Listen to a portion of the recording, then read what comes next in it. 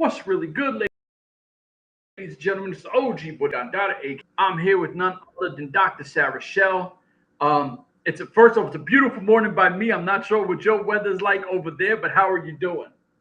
I'm doing good. It's sunny out here. It's our summer is catching up. It's getting real hot outside now. Oh, and I was like, damn, I'm gonna have to say this because I was talking to my niece this morning, right? She's on spring break. She's 10 years old.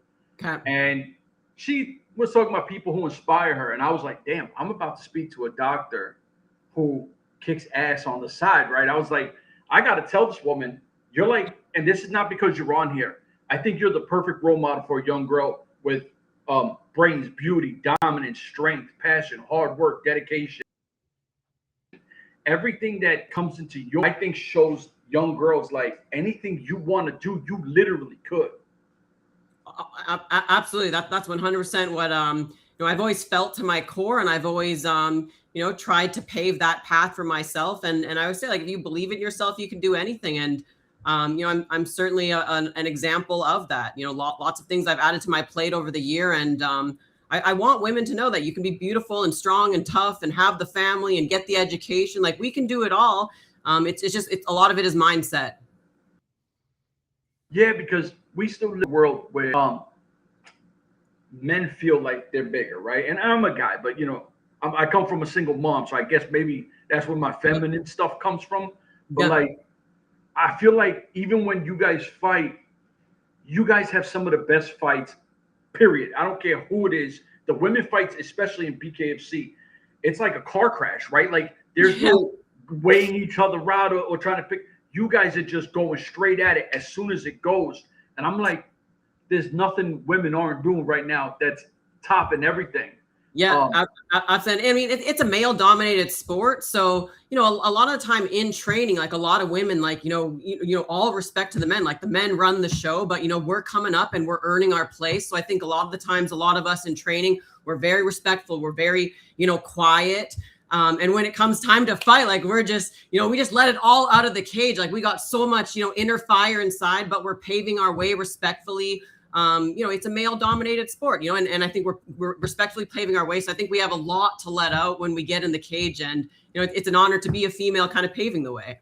Yeah. And I mean, when we've seen fights, I mean, obviously you go with Hart, Bret Hart and Borga in Dubai. You had Borga and Fierro just killed it. Your last match, I'm telling you, I watched that, and it's 5 rounds of you punishing this woman, right? Like, it's. Yeah, I might throw in the towel, and I'm a pretty tough guy, but the beating that was handed out, I was like, oh man, Sarah. Yeah, that's the thing with bare knuckle. It's crazy when you go 5 rounds, certainly when you're up against people who just throw shots after shots after shot, high volume shots. It can be tough to be in with one of those opponents, and I certainly am a high volume puncher. I love to punch, and I have good accuracy, and I love to do it. So it's like I'm out there having a blast. That's the thing I think that separates you from a lot of fighters, male or female, especially in BKFC. You see a lot of people that throw a lot of punches, where you have precision in your strikes that it hits the target more than it doesn't, and that's why I think a lot of people watch the fight game and understand what they're watching, because the pinpoint accuracy you're given, it's incredible. Absolutely. I always think that as well too. Like, looking at the fights, like, it might not be much, but when you actually look at how much is landing, how much is being thrown, it's a tough fight to be in against that type of fighter. And I'm not going to ask you anything because I know you and Bret Hart have answered the question a billion times about the standoff and not like that. But what stops that fight from happening, right? Like, all the fans want it, you want it, Bret wants it, and it's like, you're super hot. She's the champ. Like, give us that. That's the ticket we want. Yeah. And skillfully and experience wise, it really makes sense for us to clash. There's no other, dance partner that I would say would be next in line other than me. Like, there's nobody else that makes sense in the strawweight division. So it's definitely me. I always say, unfortunately, OnlyFans is a big part of the entertainment factor of fighting, and neither Britton and I are an OnlyFans fighter. And so, we don't have an immediate nationwide gathering. And fighting is a business. It's an entertainment. I think both of us are working to build up our social media and, get ourselves out there, because we have a lot of, other talents and things that we bring to the table. And so that's kind of the delay. They need to find a spot where a lot of crowd is going to be brought in. And they haven't found that location that's going to be perfect yet for Britt and I. But, both of us have made it very clear that we're ready and willing to travel wherever. We've been ready. And yeah, I'm excited. I'm excited to fight Britt. I want the biggest challenge, and nobody has been able to win a round against me. I've knocked down all my opponents. I've never lost a round, and I've just been dominant in the 115 division. So I think it makes sense to challenge the title holder next. And I think the wild part is, and I agree. See, me, I'm not an OnlyFans.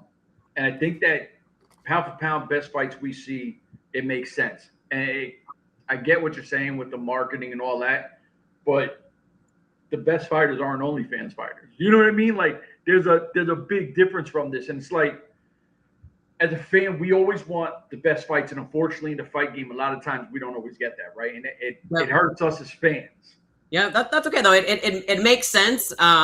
That's the way that entertainment goes. I wish it weren't that way. I love to, empower women and make them feel strong, in a different way. But business is business. I'm just going the other path. And, I want women to see that that's an option as well, too. Yeah. And it's wild because like, I was excited for this. I really was excited. Me and my wife, we love BKFC. We're big fans of the women's division. And she was like, you got to be cliche about it. I said, what do you want me to ask her? She goes, she's like a Dr. Jekyll and Mrs. Hyde, right? Like she follows you, but she doesn't mess with social media like that. And I was like, what do you want? How do you want me to break down? She goes, look at her. She goes, look at her post. You had like a red dress on or something like that. And she goes, she turns it from like the doctor, but then when she gets in the ring, it's like, how does that switch happen? Like, how do you go from the girly girl business aspect to absolute savage? Yeah, and you know what? Like, I'm not a violent person. I'm a competitive person. I never want to hurt anyone. I'm a healer above anything. But I love the competition, and there's nothing like mixed martial arts to hold a mirror to yourself to show you exactly who you are. And I love that challenge. And in real life, that kind of situation is a life or death situation. But I get to practice for those situations.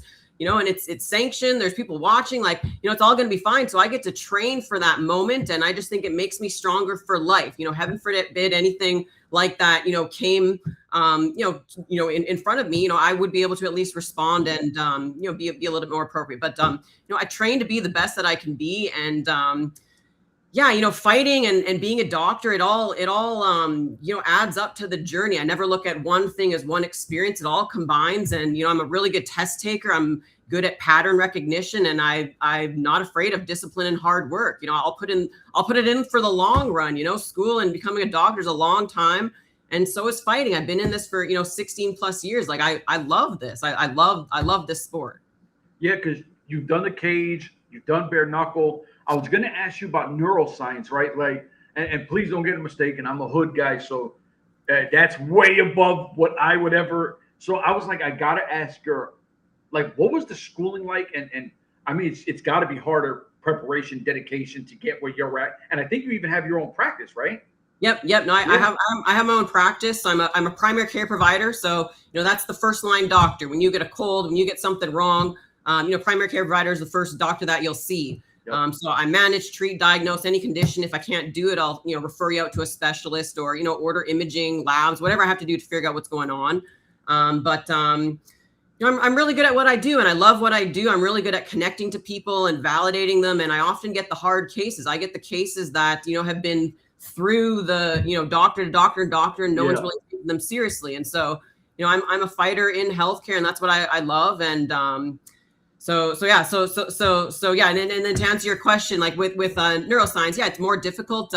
you might be referring to my bachelor's. I have a bachelor's in neuroscience, and honestly, the reason I chose it is because you either choose a bachelor's in biology or you choose a bachelor's in neuroscience. And the only difference is that in biology, you have to do ecology and you got to learn about plants. And I was like, well, I don't want to learn about plants. Like, I just want to learn about humans and hormones and stuff. So that's ultimately why I went the neuroscience degree, because I was like, I cannot learn about plants. It's like, I can't do that.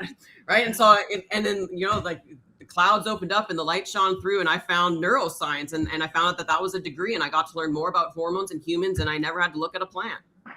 That's wild. So now, after some of your fights, has it been tough to get back to work with like maybe your face a little bruised, or like your clients got to be like, what the hell happened to Dr. Shell? It's funny, and Britt and I, we were throwing a little bit of spice back and forth, and she's like, you're gonna see the doctor after you're done with me. And I'm like, the only doctor I have to see after my bare knuckle fights is the hand surgeon. It's like, I was like, well, duh, I'm gonna see the doctor. The hand surgeon and I are good friends. But we're just throwing spice. I like Britain, but she's spicy too. But she's a good sport. After when it's come to bare knuckle, I've got stitches. But really after every fight, like I re-break and break fingers. So I guess I can't complain. I'd rather have broken fingers than broken face. But I'm not scared of a little damage. I'm not scared of getting hurt. When I'm in there, I don't feel any pain. I'm just the Terminator. I'm just go, go, go, go, go. And, I love the challenge. I'm there for the challenge. And so, I'm a dangerous fighter. See, getting into this, like interviewing you guys, I was surprised how it always sounds crazy to me. Like when I interviewed Valerie Ruley, and I love her to death, she said, oh, I'm not afraid of getting punched in the face. Like it don't matter. And I'm like, well, damn, like, I don't think I know a female like that. Like my wife is tough as hell, but like, I was like, I've never heard a female say that. And the more I talk to you guys, like none of you are shy away from, oh, you're going to hit me, I'm going to hit you right back anyway, right? Yeah. It's like, what? I don't want to get hit. Like, I don't like to get hit. Like, I don't want to get hurt in general. But it's like once that bell rings, it's game on and the rules and what's coming and what you're given. And so, that's just part of the game. The way I look at it, though, is I look at not just one fight, but the whole journey. And the whole point is to make me stronger inside and out. This is about building character. And there's no better challenge than a woman who literally has been training to punch your head off. Yeah. So it's like, I like that challenge. And it's all about becoming a better person so that I can be stronger in everyday life. Like it extends far beyond, the fight itself. But there's nothing quite like motivating yourself to get in your best shape than training for a fight. So what's the vibe like? And I'm sorry if I'm going rapid. What's the vibe like when you're backstage and you're right about to fight? Do you listen to music or you're kind of in like a Zen kind of thing? Yeah, you know what? Sometimes I'll listen to music, but no, most often I'm just chilling, like almost, ready to have a nap. I don't really warm up. I'll maybe get like sometimes I'll do a little bit of skipping, but I'm very minimal even in my warm up. I'm really just in a trance. I'm meditating and, it is all positive dialogue. Like I do not get nervous before fights. If anything, tries to creep in, I'm immediately addressing it. So I'm very big on my mindset before I walk out there.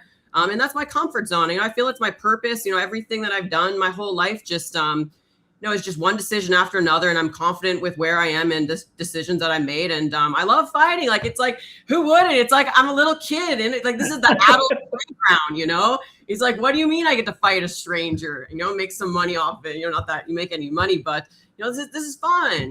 It's fun. Like, having fun and playing around like this is like a typical, inner child, or child behavior, right? And as adults, we kind of, we lose it, but, a lot of us, we do combat sports, not all of us compete, but, anyone who does combat sports understands, like, it's fun.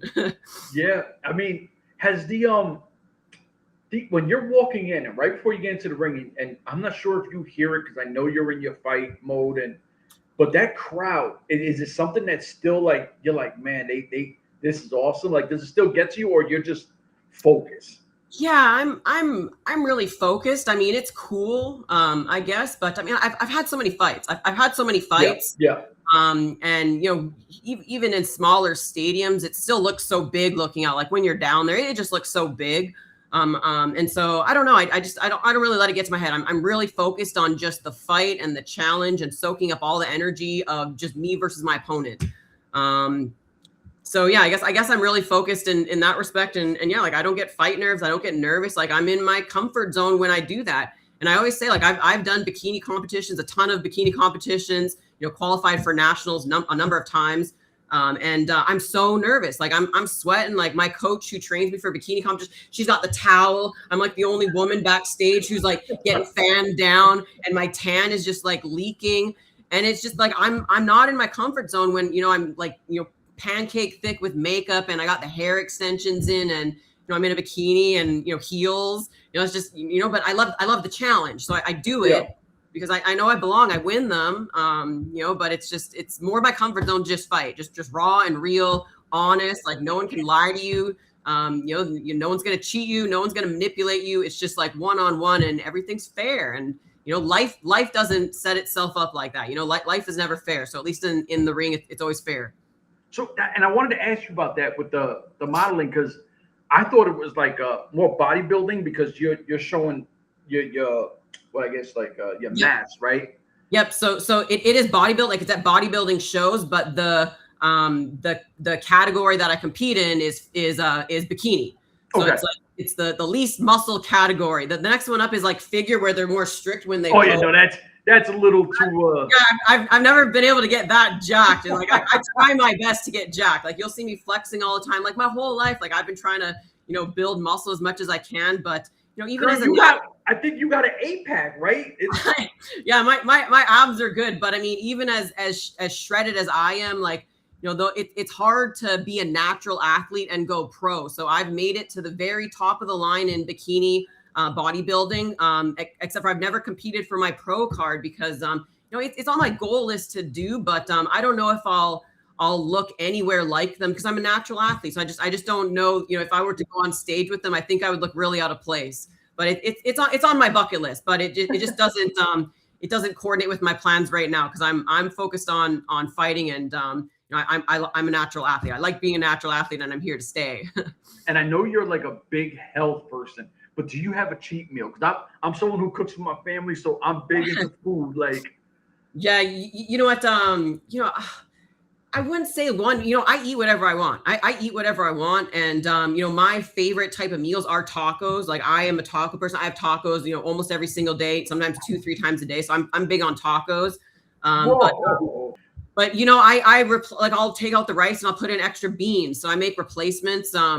And I'm big on fiber, right? If ever I eat something that I'm not supposed to, the trick is, which everyone should know, the trick is if you have a bunch of calories that are unopposed with fiber, the trick is to add fiber, right? Yeah. And fiber slows the absorption of those carbs or the fat of the protein, and so you get less of an insulin spike. And so, I have my cheat ways that I coordinate my nutrition. So I'll always do fiber if ever I crave something that isn't healthy. But no, I don't cut anything, even towards the fight. I maybe I hold back on some of the cheese that I put on my tacos, but I've always been really good at cutting weight. I walk at about 130, 135, and I fight at 115, and I'm lean. Like right now I'm jacked. So, it's hard work, but it's like, I really just, do it from, moderating my nutrition, with fiber. I really just use fiber and protein to my advantage. So you say you walk at 130. Yep. Do you feel any fatigue dropping from 130 to 115? You know what? Like my body loves to gain weight just as much as it loves to lose weight. Like, so I've been blessed by that. I've never had trouble making 115. I've made it over 130 times. My body just loves to get to 115. Like it loves to just, like, the water, like everything will come out. I just get so jacked. I get so lean. It's I love the weight cut part, because that's when my cardio is like increased to the max. Like I am I am a runner. Like I do a lot more running when it's fight camp. Normally, like right now I'm running 2 miles a day, which isn't as intense as I get. Oh, I don't know if I could run. So 2 miles. 2 miles a day is me like prepping, waiting for them to give me the phone call. And then, I'm just the Energizer Bunny. I'm just running all the time. And when I run, like my cardio is just so good. So to get to 115, my cardio and my mindset and my focus is just top level, because I don't want to run. I don't want to run, but I do. But I guess all the running makes it so I can continue eating my tacos. Yeah, for real. And look, you're a busy person, and I thank you for everything. My last question I'm going to ask, because I'm a married man. I know you have a family. Yep. The toughest thing that your husband's probably ever has to face, I know I've talked to a lot of the husbands have been conditioned to this, but watching you get hit could never be comfortable. Oh yeah. He's so nervous. Before, like I told you, like I'm super calm. I'm just relaxed. I'm meditating. I'm almost in a trance. I almost don't even know I'm there. And my husband, he is just you can just feel his energy. Almost every fight I ask him, like, baby, like take some space. Like, do you need to go for a walk? Like, it's almost like I'm in his corner. Obviously, like when he's out there, in between rounds, he stays calm. He gives me good directions. He's surprisingly calm once we're out there. If you were to compare him before we walk out, he's a different person in between rounds. It's like the lights go on and he's ready. He's totally different. Like he knows to like he doesn't want his energy to to go on to me. He doesn't want to show like any emotions at all. It's just support and directives. And he's a very good corner. He's been in my corner for, we've been married now for 12, 13 years now. So he's been in my corner for a long time. Wow. It's so cool. And I think that a lot of people, when you have somebody like that, like I tell people all the time, and I'm truthful, if it wasn't for my wife, I don't know where I'd be. I've been with my wife 26 and a half years. We've been married for 19. And I'm like, there's nothing I can't go through, because she'll go through all those times with me, right? So obviously you have that amazing partner with you that's been on this crazy journey. So a lot of respect to him as well. So sponsors, anything, what do you want to throw out there so I can let you go, because I know you're at work doing your thing? Now, you know what? I don't have any sponsors, so I just thank my gym, Pro Edge Boxing in Phoenix. That's the first first coach I've ever had in all my years of fighting, combat sports. I never really had a coach to one-on-one me. Wow. And so I think every time you're going to see a new fighter, ever since I started BKFC, that's when I got my very first coach. And so it's just night and day difference once you have a coach to invest time and belief in you. So I'm really blessed, and you're going to see a whole new Sarah when I'm out there next. That's dangerous, because you're already kicking ass and taking names. So once again, thank you. Like, I am so honored to have you on, because I'm a fan of what you do, and I love your story and everything you do social media wise. So thank you for being here. If there's anything you want to throw out there, go ahead. If not, I'll get you out of here. Thank you. No, I appreciate your time. And to your point on, having a supportive couple, I always try to say too, like, having a supportive couple is the most underrated, gift and blessing that you can have. It really helps for anything in life, whether it's fighting, inside or outside of the ring. Having a supportive couple is game changer. Absolutely. So salute to all the great husbands and wives out there, because if it wasn't for y'all, the game would be a whole lot different. For myself, Dr. Sarah Shell, we out of here. Thank you so much. No problem. Have a good day. You too. Thank you so much.